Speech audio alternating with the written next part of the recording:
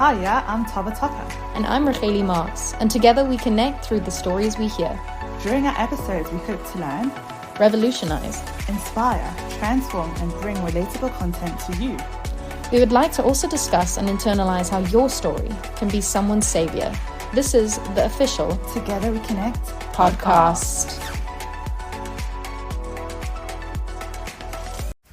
Hello everyone, it's Racheli Marks here and Tava Tucker. we are back for our episode 3 of season 2, and we are very excited to have our phenomenally incredible guest that we cannot wait for you to meet. So here she is. Hello. Hi, thanks for having me. Thank you. This is Liora Karps, and we're so excited to hear everything that you have to offer, and hopefully you all will love it as well. I hope so, yeah. Okay, so let's go back and explain a little bit. So Liora, we personally, me and Tava, know that you have a bit of a traumatic story. A bit. Just a bit. So we're just gonna explain a little bit. So your husband passed away, and it was from a bee sting, am I correct? Yeah. Okay, so we're gonna get to that part, but we're first gonna go all the way back and talk about him. So Okay, yeah. so just for some context, I met Shaun when I was 15 and he was 18 at Veyta camp. So really, yeah, babies. What did we know? We were babies. Yeah. And we dated and had a few breaks in between and got together and actually once we were married, and I always used to say to him, we stuck with each other. This is past life stuff. And we better sort it out because I'm not coming back with you in another lifetime because really it felt like we were connected. Innately. On that level. Yeah. I wasn't expecting that. So and really we were just living our lives. Shaun had a leak detection business. He was a plumber, water leaks, and I was teaching. I'm a teacher, and we had a son and then a daughter, and we were just getting on with our lives. So you were having a pretty normal life. So I wouldn't say normal, just to, I mean, I'll throw it in there. 10 years ago when my daughter it was a few months before her 5th birthday, she had an accident where the car that I was driving, as she was getting out, the car rolled back and her hand was caught between the door and the tree, and unfortunately, I had to have parts of her hand amputated. So no, there was nothing really normal about, we had our ups and downs, but sure, we got through it, and we were a very close family, and very fortunately, and I always used to say to Shaun, fortunately for us, the tough things brought us closer. Oh wow! Well, and you don't really know when you get married. It's a little bit of love and a lot of luck. You don't know how the other person. Well, you don't know when you get married in 10 years' time, when things go pear-shaped, how the other person is going to react. Are you going to be able to come together? Is it you? But fortunately for us, we really built with the tough things. We pulled together, and we were the normal ups and downs. But we were happily married and living our lives. Like everybody else. Like everybody else's. And then we always knew that Shaun was allergic to bees. He had been allergic to bees since he was a kid, but he had never had a very, very severe reaction. Right. About maybe 7 or 8 years ago, I remember him phoning me one day and saying that he had been stung on the leg. And I said to him, well, you better just go find a pharmacy somewhere and get like a Celestamine. No, I said to him, just go get like Celestamine or Deselex or something, because like you are allergic. And he's like, yeah. So that was the one time that he was stung. And then about 2 years before this time that he was stung, he was on a hike in Cape Town with friends. And as they finished the hike, the boys opened a beer. As he took a sip, there was a bee in the Beer can. it was a bottle, yeah, Right. and he was stung on the lip, Oh gosh. Sure. and he, I'm told, got very hot and then passed out. One of the other guys, unbelievably, had thrown an EpiPen into his bag. Oh my god. Oh, wow. Because at that point Shaun didn't carry EpiPens with him, Right. because he didn't know that he was so allergic. And they managed to get him to a hospital, and I remember speaking to him afterwards and saying, like, are you going to come back home? And he said, no, I'm fine, everything's Right. fine. Right. And I remember when he came home saying to him, you need to thank, I said to him, I don't care who, if it's the fairies or the angels, or if it's whoever, go into the bottom of the garden and do what, or go Just to thank shit, them. just you, because this could Yeah. have turned out Mm. so much different. You need to thank whoever it was that was watching you and looking after you, that you were Wow. okay. Wow. Wow. And in fact, I phoned the rabbi to say, this is what's happened, and you need to phone Shaun because he's not going to do it by himself. And the rabbi said, okay, I will, but I won't tell him that you phoned me. I said, no, you tell him. You tell him that I said he better go. And after that we had EpiPens. Shaun had an EpiPen in his car, and there was an EpiPen at home. So we were aware that he was allergic, and we thought we were covered. And on this specific day, he went to a job, and he lifted up a grate to look for a leak inside, and 3 bees flew up. He obviously disturbed bees inside, and he was stung 3 times, 2 on the face and 1 on the side of his body, I'm told. He said that the client, the lady, was there, such a lovely lady, and he said to her, I've been stung, I'm allergic, call Hatzola. He went to his car, got his EpiPen, Right. phoned CSO at the same time, gave himself the EpiPen, and then I believe he passed out. Right. Hatzola were there within seconds, Mm. in the heart of Glen Hazel. Mm. Unbelievably, actually, the week before, exactly a week before, he had been at a job in Parkhurst, and he Yeah. had said to the woman, I can't go look for the leak, there are bees there, I'll have to send one of my other guys to come back Right. because I'm allergic. Wow. And I always say, that was on my birthday, and I always say, if this had to happen, which I believe that this was Meant to part of some bigger plan, So, then the universe just thought, shame, but don't do it on her birthday, because that would just be too much. And on this particular day, Shaun wouldn't have been at that job, except that one of his guys was had called in sick, and that was why he was doing the job that day. right. And he wouldn't have seen the bees because they were under the grate. So yeah, he was rushed to hospital. I got a call from a friend of his who had been on the same emergency channel, so he knew, and he said to me, has anybody called me? And nobody had. And he said, look, I don't know how bad it is, but you need to get to the hospital.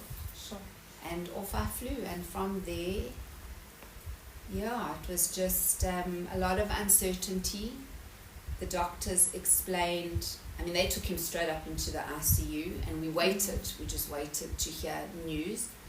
And the one doctor came out at some point, and I just remember him saying to me, and he's actually a friend of mine and Shaun's, and I know him very well, and I just remember him saying to me, Lee, I need you to know that the next 20 minutes are critical, and this may not be okay.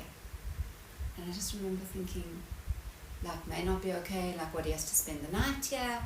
And he said, well, we've had to resuscitate Shaun twice already, and like, you don't know. yeah. You watch it on Grey's Anatomy and you like that, but you don't, like, it doesn't Okay. sink in, like, what is Yeah, you don't think like, the implication, like, how serious that is. And he said, look, we don't know, we just have to wait and see. So, And then for a long time it was just wait and see. They had put him into an induced coma because he was quite combative when he came in. My understanding is that it was already a sign of damage to the brain. oh, wow. Yeah. And then they said, well, we have to wait until we lift the sedation to see. Hopefully we will see some kind of a response. And they lifted the sedation and there wasn't a response. I remember being excited because his eyelids were fluttering open and closed and thinking, okay, he's waking up. And then the neurologist said, no. It's normal. It's just, she said, it's just a reflex. Yeah. She said, it's a reflex. That's not. And knowing what I know now, we really needed to see something in those first 12 hours. Some recognition, some squeezing of the hand in answer, something. And there never was. There never was. But the doctors kept saying, we don't know. The brain is the one organ we know so little about. And you hear about miraculous stories of people being in comas and coming out after 6 months. And but a brain, you hear about it. You do hear about it. It's just, and you hold on to hope. But the more I learnt about Shaun's brain injury, it's hypoxia, which is lack of oxygen, which is very different to say a traumatic brain injury or a stroke, because those are, in my lay understanding, and I'm no medical person, but those are localized to a specific part of the brain.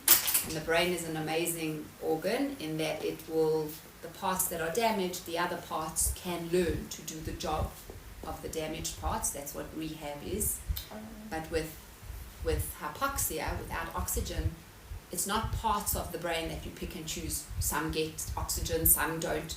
The whole brain is starved of oxygen. So it's actually, I believe, one of the most severe brain injuries damage to suffer from. And they said, just wait, we don't know. We moved Shaun from the one hospital to a second hospital where they had a rehab unit. I kept saying we need to stimulate the brain, we need to start with therapy, which we did. Normally you have 12 weeks of intense inpatient rehab. Shaun had 20 weeks.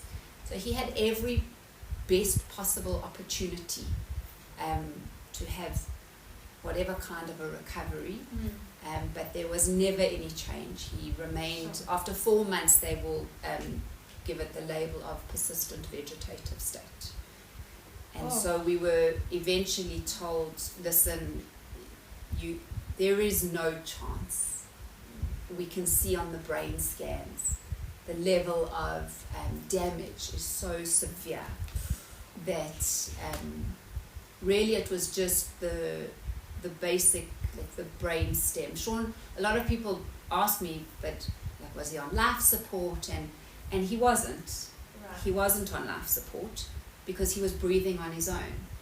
So then it's a completely different story. He's not brain dead. Constant state of sleep. So, well, no, actually, it's not like you see in the movies where the person looks like themselves and just lying nice and still in the bed. First of all, you lose a fortune of weight. All your muscle mass goes. You are fed through a tube in your stomach. Because the person is not conscious. But having said that, there are periods of awake versus asleep. So there were times where Shaun's eyes were open, but vacant. But again, it was just he wasn't there at all. He wasn't there at all. Right. And skeletal, and then you have seizures and you have spasms, and so it's actually it's really not what they depict in the movies. Not at all what they do. Very difficult to see, to watch. Lots of coughing, and then not being able to clear the airway. So like not choking, but choking on the very difficult to see. And after 6 months, the doctors said, look, there's nothing more medically that we can do, and he can't stay in hospital indefinitely. You need to look at another, what is the next step, which I was insistent that I was going to bring him home. This is the man that I have known since I was 15. I love him. He's my husband. I'm going to look after him. People were horrified when I said that, because they kept saying, but what about you and the impact for you and the children? And fortunately, as the universe tends to have things work out, in order to bring Shaun home, I needed to do an alteration on the house because he needed 24-hour care. Right. So I had to convert a bedroom, make an ensuite bathroom, wheelchair access. And so he went to a frail care facility for what we thought would be the 3 months that the building would have to take place. Mm-hmm. We started in the very beginning of January 2020. Mm-hmm. And as everybody knows, building never takes how long you think it's going to take. Yeah. And then COVID happened. Oh, wow. So Shaun was in the frail care, and we were living halfway down the building. Mm-hmm. And actually by the time things opened up and we could finish the building, it was already October, and time had passed. So how many years was how much? So that was so it was over a year. He was stung in the July of 2019. He was discharged from hospital at the end of January 2020. Sure. COVID happened in the March. Yeah. And then we finished around about the October. So you just building. Missed COVID basically. So yeah. And but by then I understood that Shaun had no idea where he was. It made no difference to him. He was very, very well cared for in the frail care. Mm. But what it would do to myself and my children to have him at home, it would be a hospital. Our home wouldn't be our home. We would have 24-hour caregivers in and out, therapists in and out. Lots of hard decisions. Very hard decisions. Rules decisions. Very much so. Very much so. And also I guess it's not that they expect you, but it's what they need from you in that moment is to make a decision, and you're probably not in the right state of mind. So fortunately for me, I am a coper. You're a trooper. I'm decisive. I'm able to take what I'm feeling and put it there, and then look at what needs to be made, the decisions that need to be made. I'm quite a practical, pragmatic person, and really it's just this happened to play to my strengths. People would say to me, "You're so strong, and I would just say to my therapist, like, it's just who I am, and she would say, "This is just how you are wired. Fortunately, this is how you are wired," and people are just seeing your strengths really come up. I'm not so good with the feelings part of things. It took me a long time. Maybe people who feel so much in the moment are better off in some ways, because it took me a lot. It's just some people, exactly, everybody's. But yeah, a lot, and it took me that time to realize that I'm not just making decisions for Shaun. I am making decisions for my children. I'm making decisions for myself, for everybody who's impacted by this. And so it did help to know how well taken care of he was at the frail care. And I suppose because we had that extended time over COVID, you had time to think. I had time to think, and I had time to digest and to understand the implication. I said to my son the one day, he was 13 at the time, and I said to him, "How would you feel about bringing Daddy home?" I'm a big believer, I've learned over the years, to include others in decision making, not to just inform people and to say, okay, this is what we do. It took a lot of therapy to learn, because my nature is one of just be practical. I know where I'm going, I know what has to be done, and I just kind of say to people, if you're lucky, I'll say to you, "Oh yeah, this is what's happening," and half the time I just go. But I have learned over lots of years of therapy that actually it works far better when you include people. So that was very important to me. I remember one day the doctors calling me and being very aware that they would always call me, and I would say to them, "But just can you wait? We need to call Shaun's parents, we need to call Shaun's sister. This isn't just me." When we made the decision about which frail care, it was very important to me that Shaun's family were included in that decision, because that's a better way. But I said to my kids, "How would you feel about bringing Daddy home?" And my son looked at me, and as only a teenage can say. He said, well, Mom, it would be social suicide. And I said to him, well, I know, hey, and I looked. That just shows that's what he's at. That's right. What he's and I said at. to him, well, tell me more. Right. I said to him, tell me more about what do you mean? He said, well, how can I ever have a friend over? How would I ever be able to have anybody come over? He said it's and he was right. Wow. He was right. And again, I'm not only making decisions for me. So it was an obvious one to have Shaun at the frail care, but it wasn't so obvious to me straight away. I needed that time, which I was given the way that things happened to have worked out. And so Shaun was in the frail care from the beginning of 2020 until he passed away, which was last year, August. He was there just up the road from us at Ryan Keys, the most exceptional staff, wonderful caregivers. Sure. We had to negotiate a little bit. Frail cares don't look after people in vegetative states, so he had to have his own caregivers so that it wasn't a burden. They've got their own elderly to look after. They can't just be dedicated to Shaun's care. But we really managed to work as a very good cohesive team, and he was very well taken care of, very much so. And so that's in short. That's in short what happened, but that's what happened. So it was August 2022. So August 2022. So it was 3 years and 3 weeks. Wow. Almost to the day.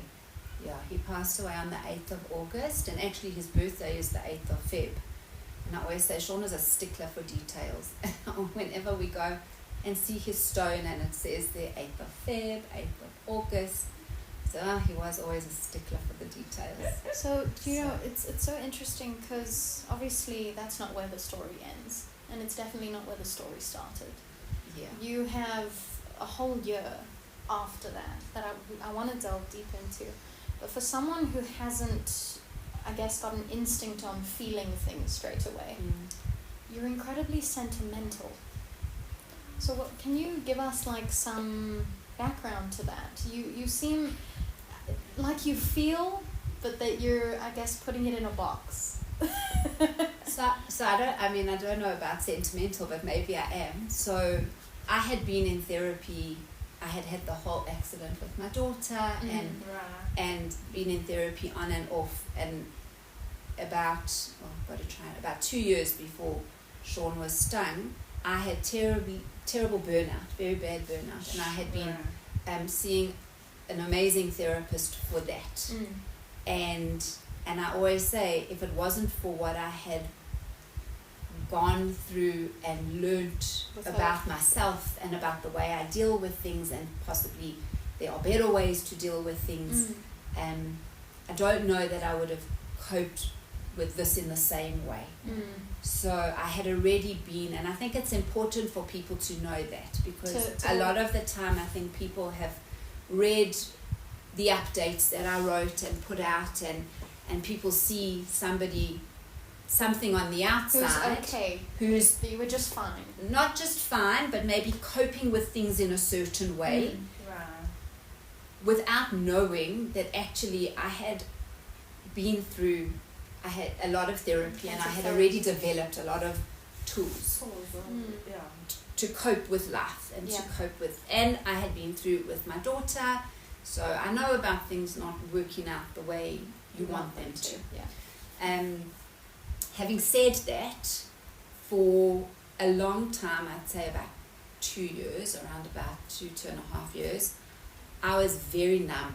It was very much about the practical. I'm great at practical. I'm great at doing, advocating. I don't want to say I fought with Discovery, because Discovery were actually great, but they also have protocols, and they also, you're working within a scheme, and they weren't just going to pay for every single thing that I thought that they should pay for.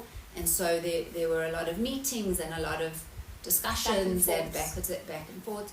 And that kind of kept me busy and not having to deal with the feelings. Right, the feeling side of things. The hurt and the pain. And just the devastation of like, what on earth has just happened? So I really like, for our audience, I want to highlight the fact, as you said, something looks as a certain way. So you going through that, you were numb, but you looked like you were fine, Yes, that yeah. you were okay, that you were Yeah. dealing with this way better than most people would feel like they would react. Sorry, what? But, sorry. You were numb by, like, when Shaun was a frail cat? No, this was before. To be honest, a lot of, like, not when he was initially stung. I mean, I just used to sit on the floor at the hospital and cry because it's just Like, what? Yeah. exactly Yeah, there are no words. One day I was a teacher. I loved my job. Shaun had a business. We were doing our thing, and then the next day, Everything was swept from and underneath. also not knowing, nobody could tell us. The doctors couldn't at that point definitely tell us. But as time passed, it became very much, okay, what do I need to do? What do I need to do? How do I need to advocate for Shaun today? Because even in hospital, especially for somebody who's in his state, he can't say, I'm hungry. You haven't turned me. My leg is numb. So I took it upon myself to be the one to advocate for him. And that kept me very, very busy. And so, And so you do become, you live in that, also when you live in a state of survival mode, feelings take a back seat. And I'm trying to organize, and my children, and so it was about 2.5 years in that I knew I was numb, and I knew that I was. So you're, sorry, it all happens over time. There's no one day that you wake up and you kind of like.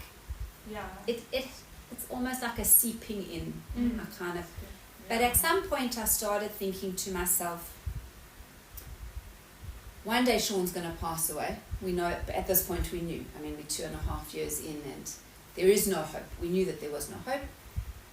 I knew that at some point he would get a complication, probably a chest infection, and then I would have to make the decision, do we treat or don't we treat? The obvious thing is don't treat, because this is torture, this is hell. Never mind for us, Shaun would be horrified to have known that this is right. But not such an easy decision either. No, but not at all. But I started thinking to myself, one day when Shaun passes away, am I going to stand at West Park? And when that first thud of soil, I mean, we all feel it. It doesn't matter whether you knew the person well, it all hits all of us. Am I just not going to feel anything? And that worried me, because I knew I was numb. I knew why I was numb. And then I thought to myself, I know enough, I've been in enough therapy to know that when you don't feel the difficult stuff, you don't get to feel the good stuff either. It's not a pick. I'll take the good stuff, but I'll leave the bad stuff. Yeah. And I remember thinking, one day when my kids get married, you want to feel. Am I going to feel nothing then either? Wow. So for the years when Shaun was stung, so in fact I had been at a therapy session the morning that he was stung. And when we were at the hospital, my sister had said to me, should I call the therapist and tell her? And I said, no, what is she going to do? Well, my sister phoned her, such a special lady, and she arrived at the hospital. Wow. And I never went to her again as a client, never sat on her couch, but I spoke to her every single day. She was an unbelievable support. But having said that, we're now 2.5 years in, and she had her own life, and she had moved overseas. And I thought, well, there's really nothing else to do if you're going to start feeling again, but go for therapy. Wow. So I started with a different therapist. And started learning how to, it's a different kind of a feeling when you're dealing with something like this. But again, it was a choice. I say everything is a choice. Yeah. I could have chosen to stay numb. Choosing to feeling is hard. Feeling is hard. It's really hard. Really, really We're hard. all there with you. Exactly. Sure. But for me, the option of feeling numb was worse. So I chose to go the feelings route. I think that was incredibly brave.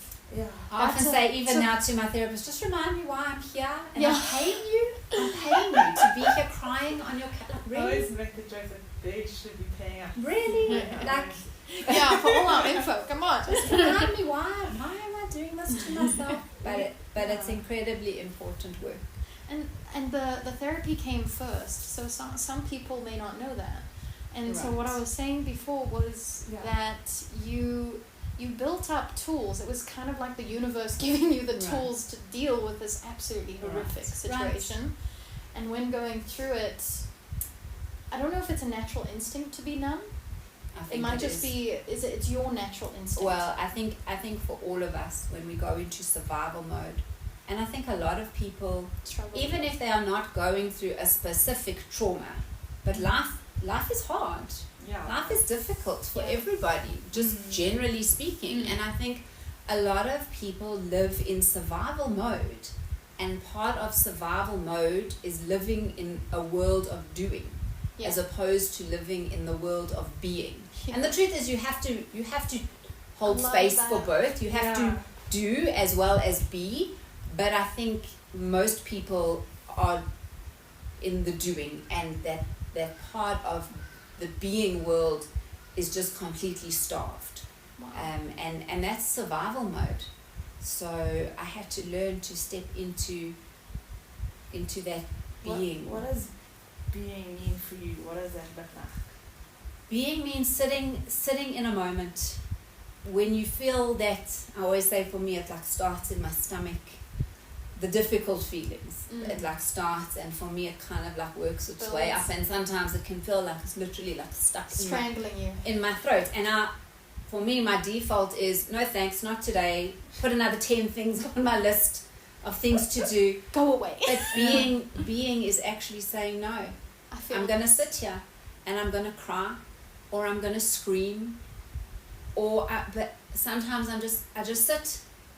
And I'm going to feel whatever it is. I'm just going to be right here, right now. There's a beautiful, beautiful saying, stand where your feet are. Because a lot of us are not standing where our feet are. Wow. So that is the world of being. And the little gift that you get by being able to do that is that you really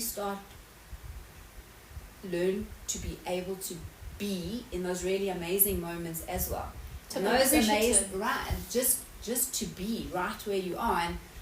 And we all think those amazing moments are the simchas, the weddings, the engagements, the 3 weeks in Cape Town in December, and they are. It's beautiful, but I have found for me that those moments of being, the beautiful ones, are at 5 o'clock in the morning when I'm up and nobody else is awake.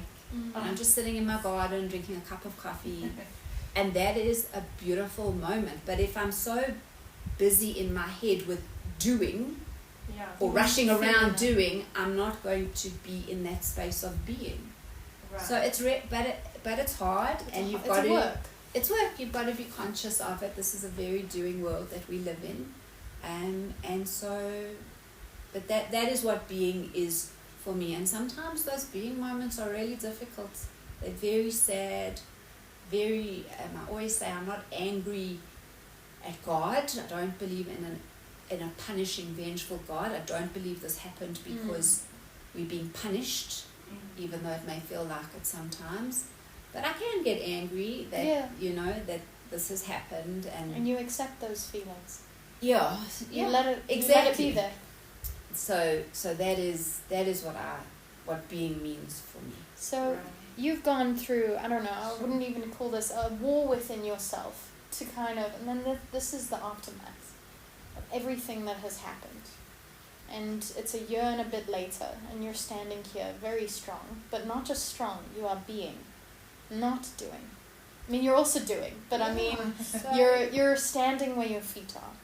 So if someone were to, God forbid, go through a terrible scenario, such as something that you've gone through, and someone's listening, your advice would be being. So I mean, there's so many. There's Please so share. many things. So I don't know that I would say that I was at war with myself. I think something that I did, I don't know where it came from, because I'm not a person who just accepts. You know, every time Discovery said, no, we're not covering that, it was, explain to me why the answer is no, so that I can give you what you need to make it a yes. Yes. I'm not a person who just accepts that, oh, okay, that's how it is, no. And it was the same with my daughter's accident. Very early on, I just surrendered. This has happened. I can't change it. I can't go back.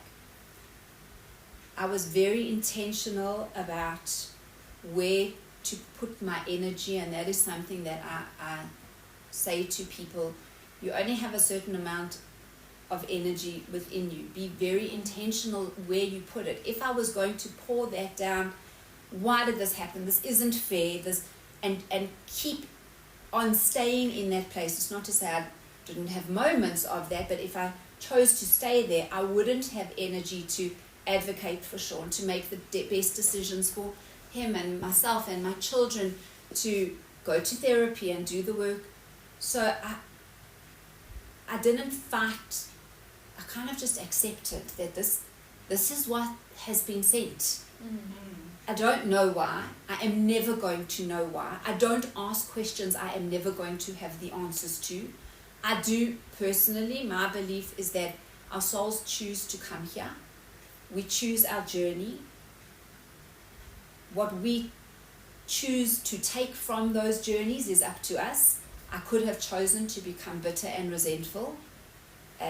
It's not to say that everything is predestined. You get to choose how you react.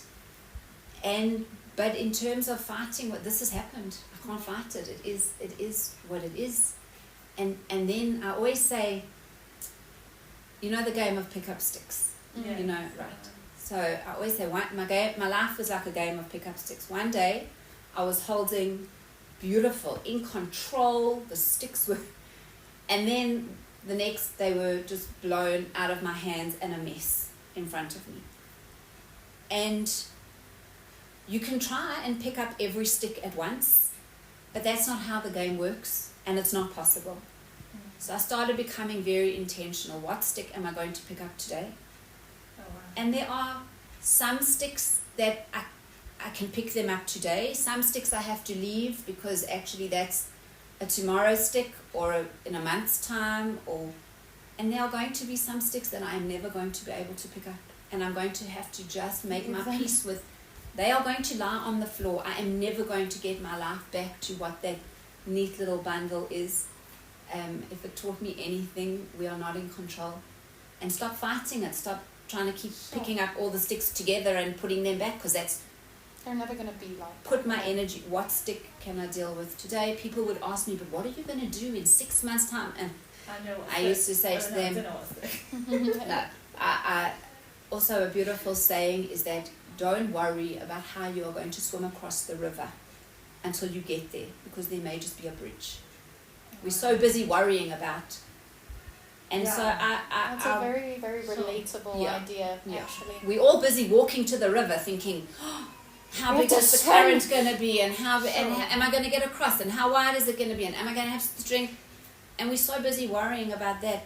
Actually, you get there and there's a bridge, and there have been many bridges. Is that something you learn along your journey? Because sometimes when you're in a state of trauma or after the trauma, you still have those triggers. Like, how do you manage that? So it is, as I say, it is a process. I didn't learn all of this. It's been nearly 4.5 years.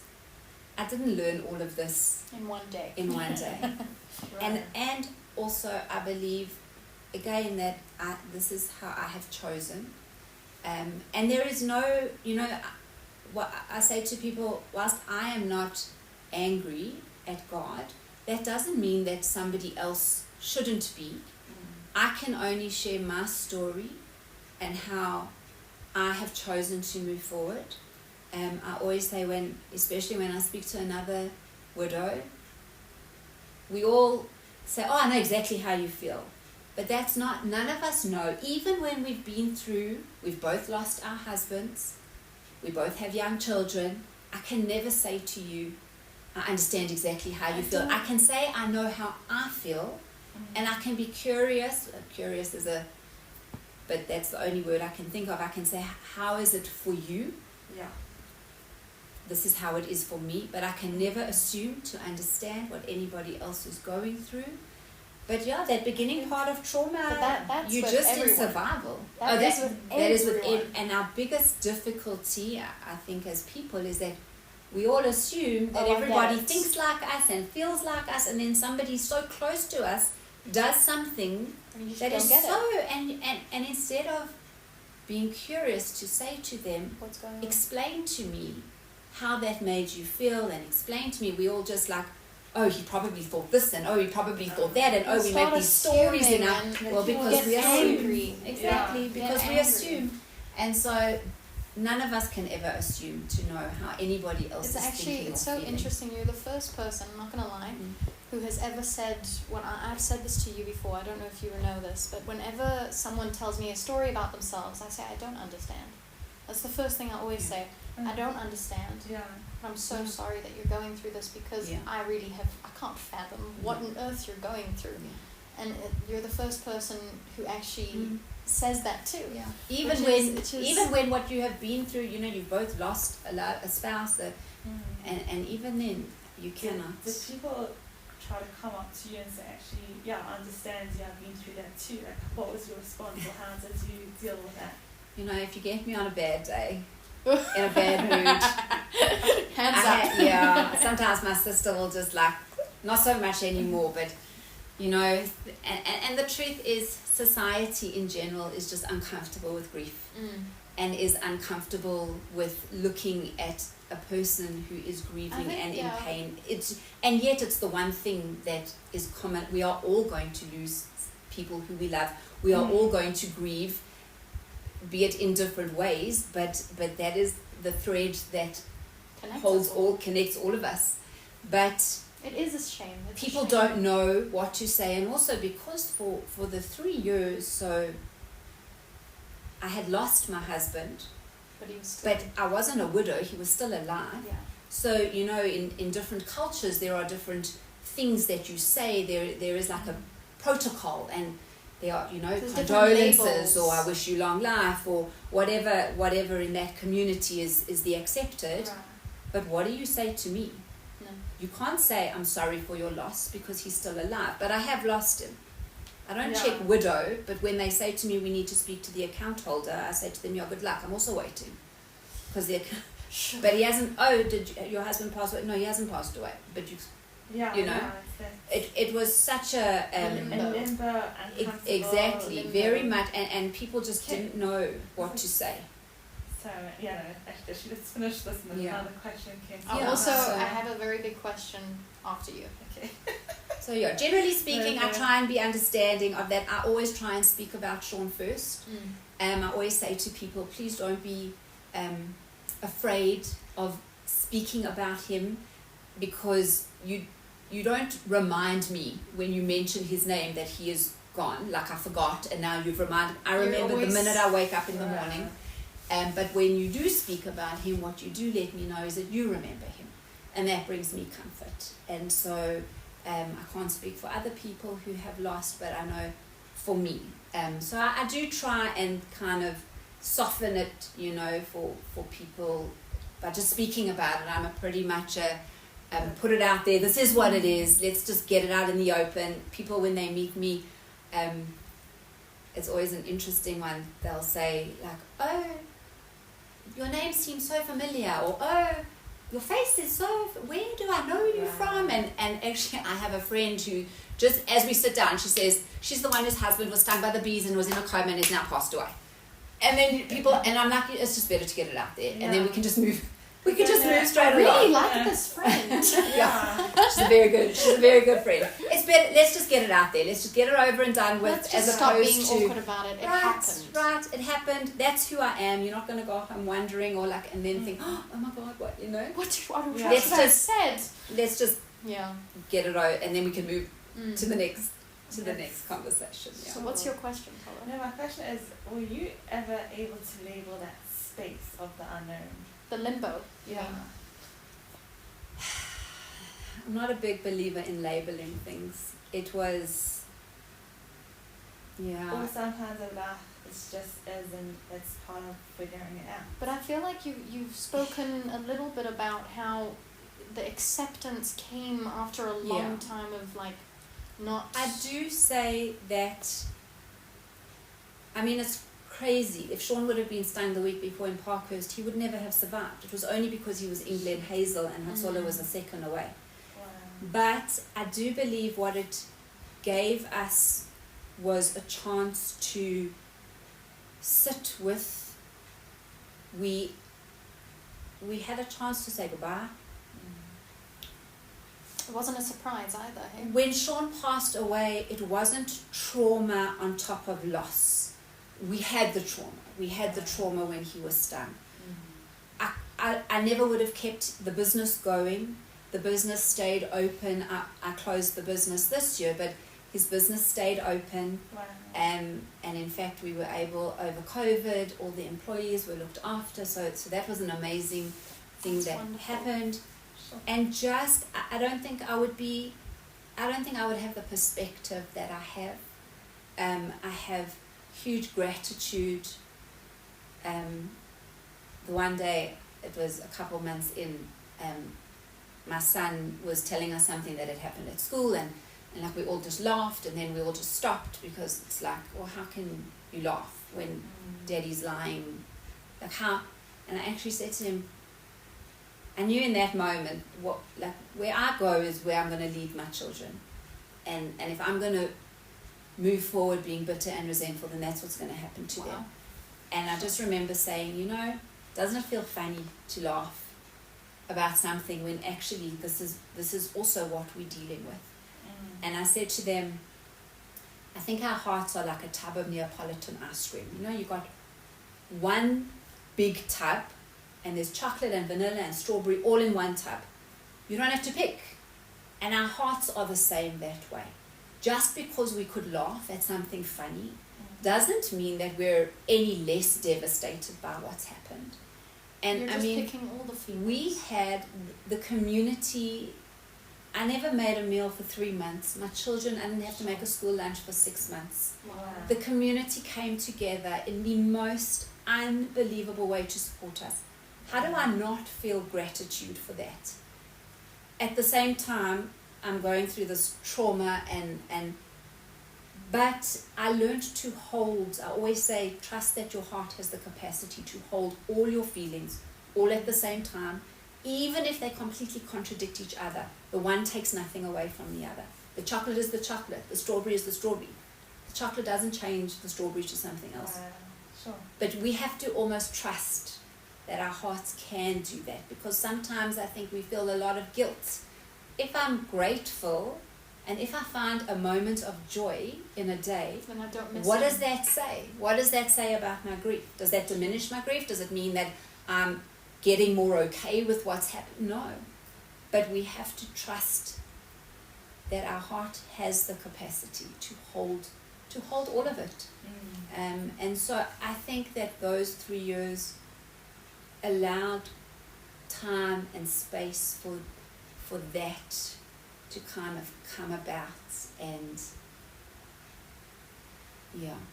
so as much as it was incredibly difficult, and it's interesting because I spoke to somebody who lost her husband tragically, and he passed away like immediately, and she said all she could think of was, thank God it wasn't like Shaun. And I said to her, I mean, you get what you get. And I think it's a coping mechanism, a survival mechanism to say, well, I got this, but at least I didn't get that. It's like a way of, and I said to her, it's so funny that you say that, because I always think, you're thinking the same thing. I'm thinking, well, at least Shaun didn't pass away straight away, because I don't know how I would have coped with that. And at the end of the day, you get what you get, and you deal with it however you're going to deal with it. But I have a lot of gratitude for having those. I had an extra 3 years with him. I know, and I have no regrets. I have no questions. Did I do right? Did I advocate enough? If I would have done this, he had so many different therapies and experimental therapies and so many different doctors from overseas come and look at him. I never question, did I do enough? And I wouldn't have had that if it wouldn't have been for the way it unfolded. And again, it unfolded the way it was meant to. Don't know why. I always say one day when I'm done here and I go up there, I want a one-way ticket to the penthouse suite. And when I tell my rabbi, he says to me, no, that's good. He says, you deserve it, but just get ready to stand in line. Because that's the truth. I always say to my children, we are not the only ones. We are not the only ones. We don't need to look very far at all the traumatic things that have happened in our own community, across the world. And so, yeah, that's... Wow. Yeah. So, you're an incredibly big person. When I say that, you're someone with so much wisdom. And I have obviously so many questions, but I can only ask you the one because we are running out of time. And my big question is, when your daughter went through her horrible trauma with her hand, I really want to hear about Chopper. That's what I know him as. I want to hear about Shaun. I want to hear how he coped and what he was like. Because the truth is, we don't know what you're missing. Where did he get Chopper from as well? So Chopper came from many years ago. I think this is the story. Someone can correct us. Yeah, yes, and maybe so, yeah. But he went camping with it was somebody who he worked out, something, or maybe a friend, and I believe there was alcohol involved, and a stranger drove like past their tent or close by, and I think this person had been drinking, and as Shaun popped his head out of the tent, this man said, Chopper. And, that's so funny. And that's where he got his name, the name so Chopper. funny. That's my understanding. I could be, I'm sure Shaun has maybe some friends who can correct me. But something interesting, like that. Yeah, my son actually, or all of his friends call him Chopper. I didn't know his name. So Idan, Idan is his name. And but I introduced myself to a friend of his, a grandparent, and I said to him afterwards, boy, I don't know, like she looked at me like she didn't know who I was talking about. And he said, well, what did you say? And I said, no, I said to her, no, I said, I'm Idan's mom. And he said, no, she doesn't know my name's Idan. If you say to her, you Chopper's mom, she'll know. He that is so funny. He says, no, mommy, most people don't even know that's my name. He loves it. He feels such a connection to Shaun with it. And so I didn't know Shaun's name. Oh, really? No, I didn't know. Yeah. I only found out, when I met this wonderful lady, I'm not going to mention her name in case she doesn't want to be, she told me about you, and she said, Shaun Karps, and I'm like, I don't know who that is. And I'm like, is he named something else? And she said Chopper, and I'm like, of course I know Chopper. Yeah, I think a lot of people didn't. Exactly. And in fact, on the back of his stone, I said, we're not going to put Shaun. We're going to put Chopper. Really? Because that's how people... Good, that's how people know him. Yeah. I didn't want to put it on the front because I felt that the front needed to be his name, but on the back, that's what we put. So how did Chopper deal in life? You know, Listen, he was like most men. I don't want to say all men, but most men. Not so good on the feeling side of things. But I have to say, incredibly supportive. He never blamed me. I was driving the car. I felt so guilty. You felt the guilt. I dragged him off to therapy, and I said to him, I feel guilty. You must feel guilty. How can you not? If you were driving the car, I don't know that there wouldn't be a part of me that would say, but what did you do? What happened? And he said, Liora, it was an accident. You would never do anything to hurt our children. Sure. This is not your fault. Never, ever in the years after did he ever... blame you. Never. I mean, never. He So what's like a specific trait about him that... I don't know, like a name, something. So I'll tell you a trait about Shaun, and it took me, as we evolved in our married lives and as partners, Shaun's love language was doing.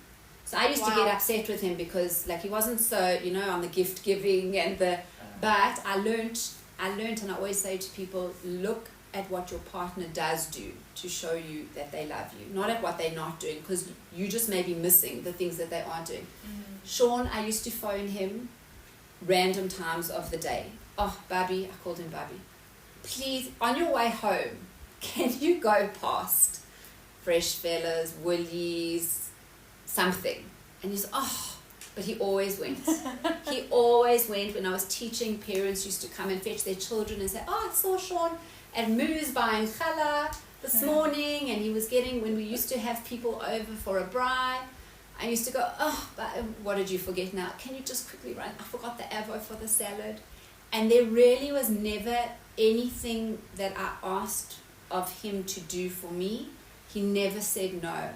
If my car was stuck, he would drop what he was doing and he would go. Sure. And he was very, very much like that as a husband and as a father, and then for the community. That was him. He was he was remembered for a reason. Exactly. He was a carer, he cared. Protector. A protector. He would. Caregiver. Yeah. What was very his much so. position and involvement in CSO? He was, you're asking the wrong person, because he had been involved for a very long time. His best friends still vouch for him. Oh, yeah, absolutely. He was the person who would get the page at 2:00 in the morning because, I don't know, somebody couldn't get a hold of their child, or there was a granny who had gone missing and had gotten disoriented, and Shaun used to, not him alone, there are many amazing people who do that, but he used to get up and go and help. If you were to feel comfortable too, no pressure at all if you're not feeling it, is there anything that you would be okay saying to him? Oh, no, Let's not. No. Okay, no, that's absolutely fine. Okay, so before we do end, we always end our podcasts with saying one thing we're grateful for. And we can start and you can think about it. Yeah. Okay, Toba, want to go first? No. I think I'll go first. Yeah. That's great. You can go first, it's fine. So I think the biggest thing that I'm grateful for currently is the fact that I'm able to feel so strongly about the story. I've been literally staring at you the whole time, just like, I don't know, on the brink of tears and on the brink of not knowing what on earth to feel. And you've really you've taken us into your story, and I'm so grateful for your bravery and for your open-mindedness. It's unbelievable, so thank you. I always say, if I can help just one other person by sharing my story, it wouldn't have been worth it, I can't say that, but something good can come out of something so Each tragic. Each person is a world, just like chocolate exactly. was a world. Something good can come from this. Thank you. I know it's helped us today. Sure, I don't know, I feel like we've discussed so much, what's going on in my head is learning, pick up one stick at a time, and you're not always going to pick up all the sticks. You really can't. No. I've tried. It's not possible. Very annoying. It's not possible. Work. And that is the weirdest thank you to say on our show is actually thank you for your husband. Yeah, thank you for that you would have to thank his parents for. No, I'm sure. Us wives, we'll take credit. Yeah. But I also just thank you, we spoke about the traits of acts of kindness and doing. And I think, I don't know if I can take out one small thing is the fact let's focus on what our loved ones do and not what they don't do. Yeah. So thank you for That's sharing beautiful. your story today. That's amazing. I appreciate the time. It really is my pleasure. Yeah. It really is my pleasure. Is there anything that you feel grateful for currently? I was listening to the radio today and I could cry. So they were talking about the birthday blues. Oh. That people do. It's a thing. I get them. You turn, And I thought, I am so grateful for every year that I am here. I'm just grateful that I am here. And if there's anything that this has shown me and taught me is just how precious how beautiful this life is. Yes, it is incredibly difficult. But even in that difficult stuff, there is great beauty and there is great joy. And how sad to be depressed that you're turning another year. I just feel so grateful for every day, every moment that I am here, and that I get to live. So yeah, we're grateful for that. Thank you. We're so grateful. This has been unbelievable. Once again, another person has blown our socks off. So thank you for that. It's unbelievable. So we're gonna end off here. Thank you so much for being here. It's my pleasure. Thank you for being an inspiration, but not just for your story, but just for being who you are. Thank you. Am I saying this right? An admirable person? Admirable. Admirable. Yeah, I can't talk properly. The truth is, people have said to me, but you're so strong and and I say, we all have a strength in us that we have no idea is there until we need it. And it is a choice. It is a choice. But having said that, when people say to me, oh, you're so strong, first of all, I look at them and I think, like, I really don't want to be so strong. Like, I don't want to be so strong all the time, number one. And number two, you don't see me at 2 o'clock in the morning. You don't see me when I get into bed on my own at 10 o'clock at night. You see me when I want you to see me. Exactly. You don't see me. You don't see that some mornings it can take me half an hour to talk myself out of bed. You know, you see somebody who looks like, okay, people will say to me, the new thing now is, but you look so good. And I go, what am I supposed to look like? Well, you do look good. But but almost like they're like surprised, like, and I go, what am I supposed to? What did you expect? Right, but that doesn't expect? mean that you know how I am inside. It also doesn't mean that you're okay. Right, well, often I say the better it looks on the outside is the worse it's on the inside, because on the days where I'm really having a bad day, I think just put in a little bit of extra effort to put a bit of makeup on and put, at least like let the outside look, you know. But we don't know what other people are going through, and you're not going to find me in Woolworths with my shopping and being a puddle on the floor. That's not how this works.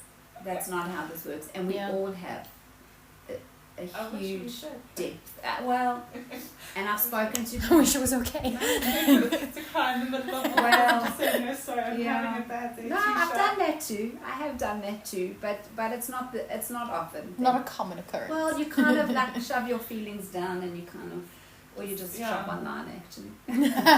That's the way to do it. Yeah. Thank you so much, Liora. It's really Thank my you. pleasure. Thank you, Tova. This has been an outstanding, as I said, blowing socks off type of situation. Thank you so much. Good. Thank you, Happy to be everyone. And thank you so much, everyone, for listening. I hope that it was as helpful as it was for me and Tova. And we look so forward to another episode. Wishing everyone the best day, wherever you are. Bye. Bye.